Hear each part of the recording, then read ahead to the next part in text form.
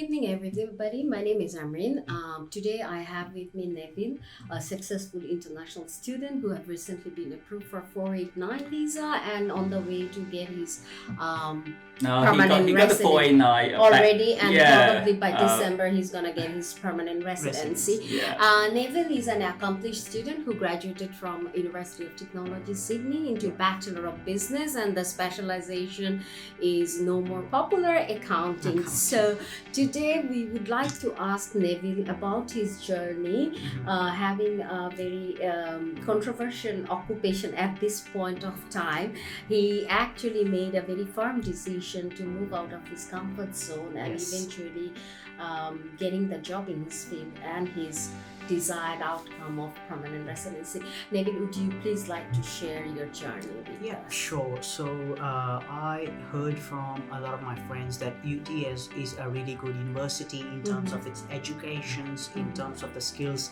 It helps you to uplift your skills and technical knowledge, which indeed it has helped me to uplift my skills in terms of my employment, and I can improve my skills in my employment and various kinds of roles that I do. UT has been a really good contributor to my success until now, I would say.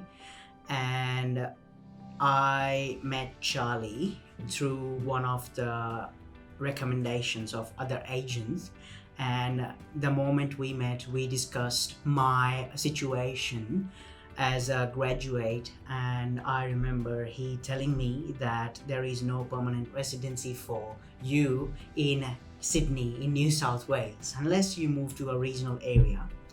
I was really firm on my decision that I can compromise with all these socially living things until for permanent residency, because once I get it, I eventually can, enjoy those things. So I was really firm on my decision to make a move to Alice Springs, which is in Northern Territory. And if you know where Uluru is. If you know where Uluru is.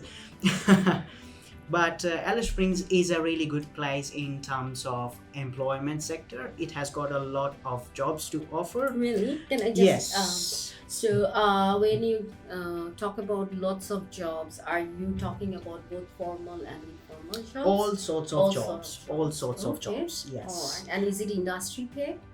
It is. It is above, for certain occupations, it is above the industry award pay. For some of them, it's above the Fair Work Award pay rate as well. And yes, it's really good in terms of opportunities that it provides to skilled people, skilled migrants, and international students. How many days actually it took you to get the job? Did you actually got the job while you were in Sydney, or you just... No. Okay. No. Would you like to share your journey, how you applied and how long it took for you to get the job? Did you need a reference, or what are the tips you would give to international students? First, I would like to tell to anyone is that a person needs to have patience, because when I went to Alice Springs in February 2019, I applied for all sorts of jobs in my occupation as well as apart from my occupation. I also applied for second job as well. I had to wait for 2 weeks, but after 2 weeks, I received responses from my occupation as well as another occupation as well at the same time. So I received 3 job offers in the 3rd week of my time in Alice Springs from 3 employments, for 3 employments, from which 2 of them I accepted and started working for it. At this stage as well, I'm still based in Alice Springs and I still work 7 days a week in 2 jobs. Great, well done. Now, obviously, at the time you graduated, you were only 21, and you did mention that you moved to Alice Springs before your 485 visa was even approved. So, that gap period, like from graduating until taking the transition, it must be very difficult. I would like to know how Charlie, as well as a migration agent, helped you to make that decision, and how you two work together collaboratively to come to the ultimate outcome, that is permanent residency, Yes. on top of a better education. I mean, Charlie, would you like to give us a understanding his profile, and based on what you actually made that decision, and Nevil also accepted that decision? Just say, as you talked about just now, when Nevil, finished the Bachelor of Business degree, from UTS, and he was only 21 years old, and he's 24 now, So, and we knew that to say, when it comes to the point system, when you're under 25, when it comes to age, you are actually disadvantaged. So just say, we think about that, compared with the, other accounting grads. We do have a lot of accounting grads, by the way, compared with those above 25, and he would be disadvantaged in terms of the point.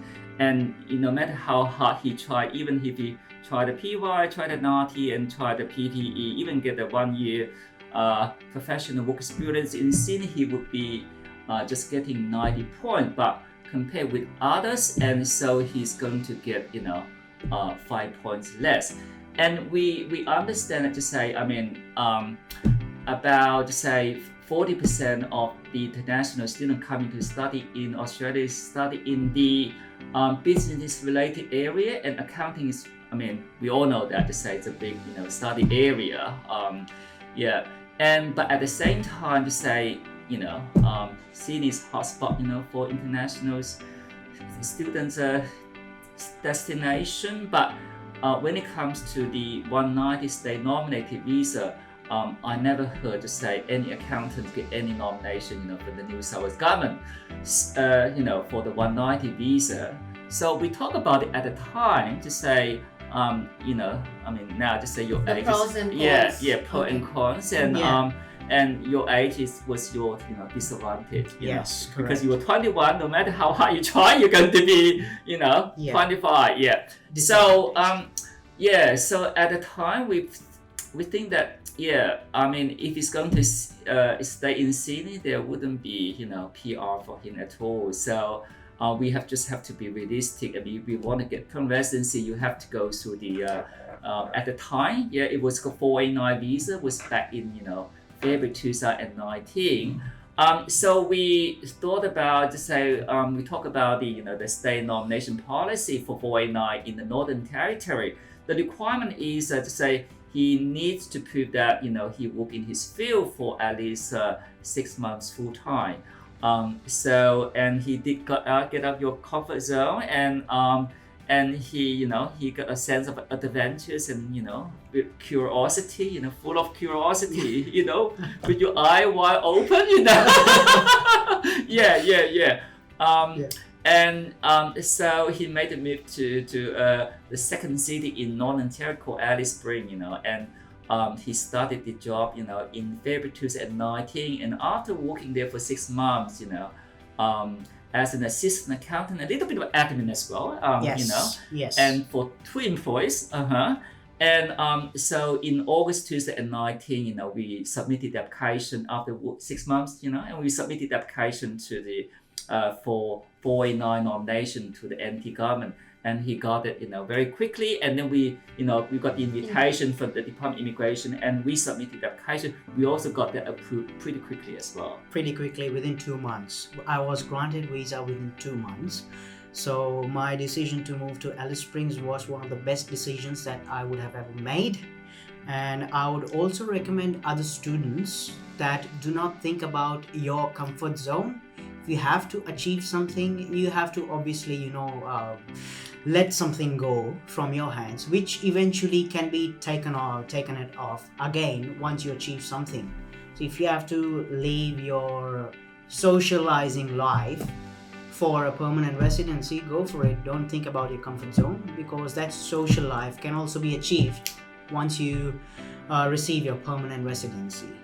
Today we would like to conclude the session, and thank you, Nevil. Thank And you. thank you, Charlie, for Thank you, sharing Evan. your thoughts and Nevil, process. welcome back again. Thank you And so welcome much. to see Sally. you. Thank Great you. Very to happy see to see you. Take care. Happy Bye. to see you. Thank you.